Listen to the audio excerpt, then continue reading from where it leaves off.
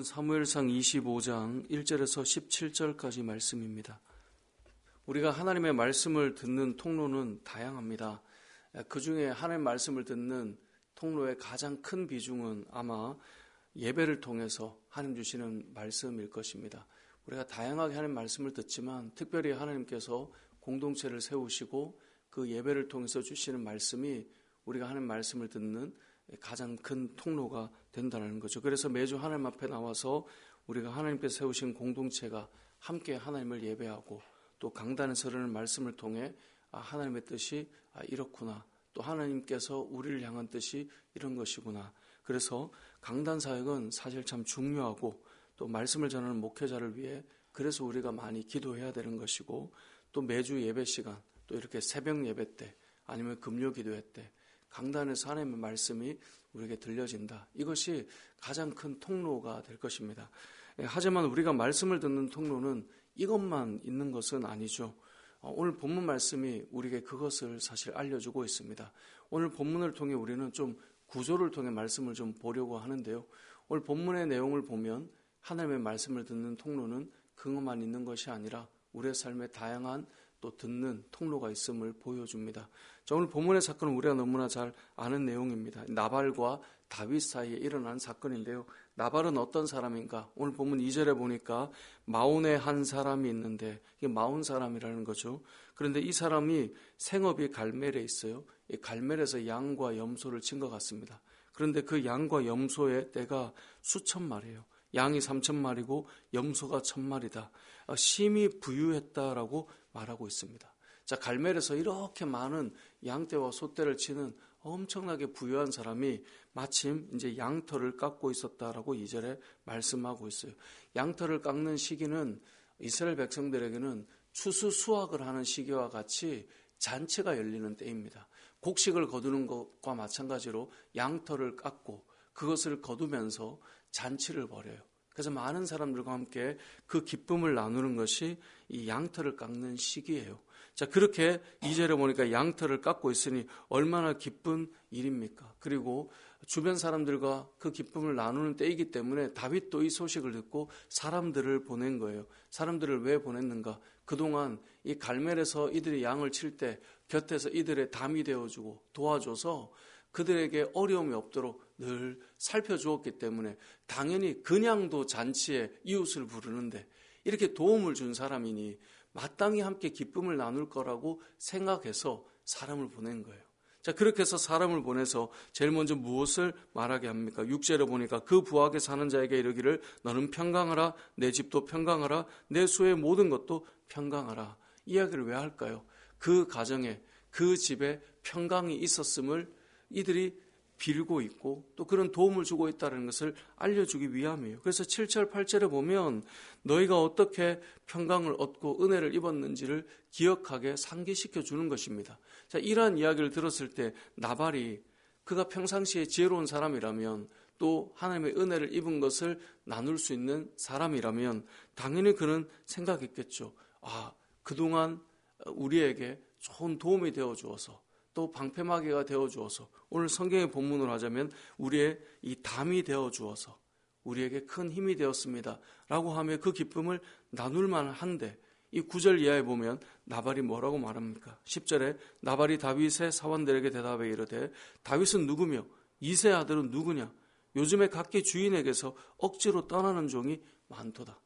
여러분, 이 당시에 다윗을 모르는 사람은 없었다고 봐야 돼요. 왜냐하면 사울이 다윗을 모든 사람이 알았고 사울은 천천히고 다윗은 만만이라는 노래 때문에 불편했고 끊임없이 다윗을 찾으러 다니며 죽이러 다녔다는 것을 온 이스라엘 백성이 다 알아요. 나발이 몰랐을 리가 없죠. 그런데 나발이 하는 말은 뭐냐면 그가 누군데? 다윗이 누구길래? 그간 도움을 받고 그 어려울 수 있는 그 상황에 참 위로가 되었던 그 방패막이가 되었던 사람인데도 이렇게 표현하고 있고 억지로 주인을 떠나는 종이 많다라고 말하며 그를 모욕하는 거예요. 이 모욕감을 받은 것을 다윗만 느끼는 게 아니라 그 곁에서 종들도 이것을 듣고 저렇게 말해도 되나? 그 생각을 했던 것 같아요. 그래서 14절에 보면 하인들 가운데 하나가 나발의 아내 아비가일에게 말하여 이르되 다윗이 우리 주인에게 문안하러 광야에서 전령들을 보냈거늘 주인이 그들을 뭐 했다고 말합니까? 모욕하였나이다. 이걸 듣던 종들도 저건 모욕 아닌가? 이런 생각을 했단 말이에요. 자, 이렇게 말할 정도로, 종들이 말할 정도로 다윗이 얼마나 기분이 나빴겠어요. 그래서 13절에 보니까 이 말을 들은 다윗이 너희는 각기 칼을 차라. 그리고 다윗도 칼을 찹니다. 이 말은 뭐예요? 무장을 하고 이 나발을 응징하기 위해 가려고 하는 거예요. 그런데 이 성경에서 다윗을 지금까지 쭉 살펴본 바로 보면 다윗이 이렇게 하는 것은 좀 평상시의 모습과는 달라요. 평상시에 이렇게 흥분하여서 분노하는 사람은 아니었거든요. 그런데 다윗이 지금 흥분하고 분노해서 칼을 차고 나발을 응징하러 가는 것입니다. 자, 이렇게 가는 상황 속에 우리가 이제 오늘 본문은 여기까지인데 우리가 내일 모레 본문들을 보면 알 수 있는 것이 무엇입니까? 아비가일이라고 하는 이 나발의 아내가 등장하여서 지금 다윗의 가는 길을 막아서서 나발이 이 어려움을 당하지 않도록 지혜로 막아서게 되는 이야기가 그 다음에 나옵니다. 자, 그 다음에 나오는 내용들을 쭉 보면 우리가 지금 읽지는 않았지만 23절 이하부터 보면 아비가일이 다윗에게 엎드려서 25절부터 31절까지 아비가일이 다윗에게 하는 이야기들이 나옵니다. 내 주는 이렇게 해 주십시오. 이것은 정말 마땅하고 지혜로운 것이 아닙니다. 그 이야기들을 쭉 합니다. 자, 이야기를 들은 다윗이 뭐라고 말하냐면 32절에 다윗이 아비가일에게 이르되 오늘 너를 보내어 나를 영접하게 하신 이스라엘의 하나님 여호와를 찬송할지로다. 자, 이게 무슨 말이냐면요, 하나님께서 너를 보내서 이러한 말을 듣게 해주신 하나님을 찬양한다는 거예요. 이 말은 자신이 흥분하여서 지금 칼을 차고 가고 있지만 하나님의 뜻이 아니고 하나님께서 아비가일을 통해 하나님께서 하시고자 하는 말씀을 들려주고 있다는 겁니다. 자, 오늘 이 말씀을 시작할 때 오늘은 좀 이렇게 성경 전체를 가지고 좀 말씀을 나누려고 하는 것인데요. 오늘 본문이 우리가 주려고 하는 것은 뭐냐면 아비가일을 통해 지금 다윗이 말씀을 듣고 있는 거예요. 하나님의 뜻을 듣고 있는 거예요. 자, 그런데 이 사건 내용의 바로 전에 1절에 무엇을 말하고 있냐면요, 25장 1절에 보면 사무엘이 죽음에라고 되어 있어요. 자, 시간적인 순서도 물론 사무엘이 죽은 이후에 이 사건이지만 성경은 어떤 사건들을 배열하는 것에 다 의미를 두고 있어요. 자, 25장 1절에 사무엘이 죽었다라고 하는 것은 이스라엘 백성들에게 늘 말씀을 전하는 선지자가 죽었다 이 말이에요. 이 사무엘을 통하여 말씀을 늘 들었고 이제 다윗에게는 말씀을 들을 수 있는 사무엘과 같은 사람이 당장은 없어진 것 같아요.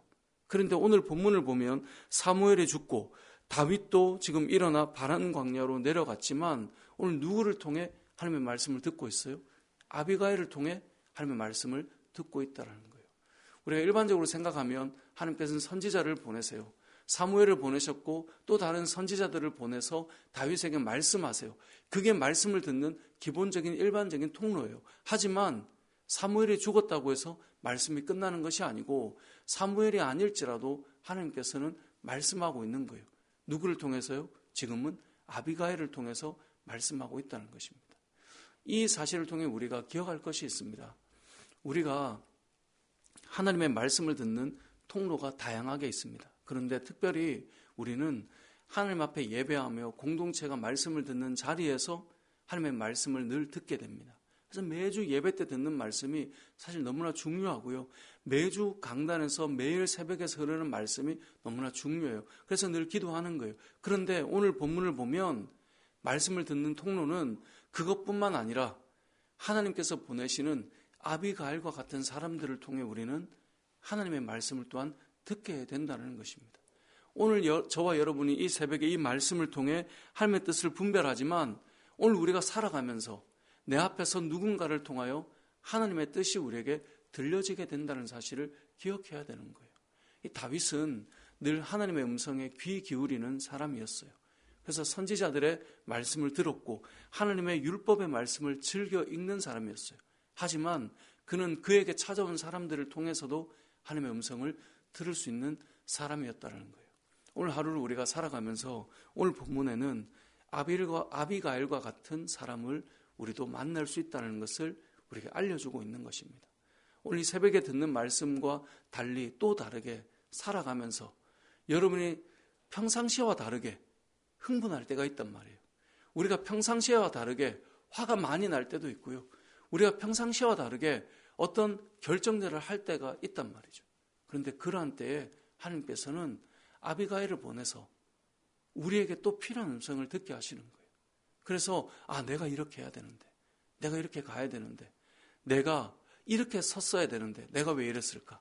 오늘 다윗이 고백하는 고백이 그것입니다. 32절에 아비가일에게 이르되 오늘 너를 보내어 나를 영접하게 하신 이스라엘의 하나님 여호와를 찬송할 지로다.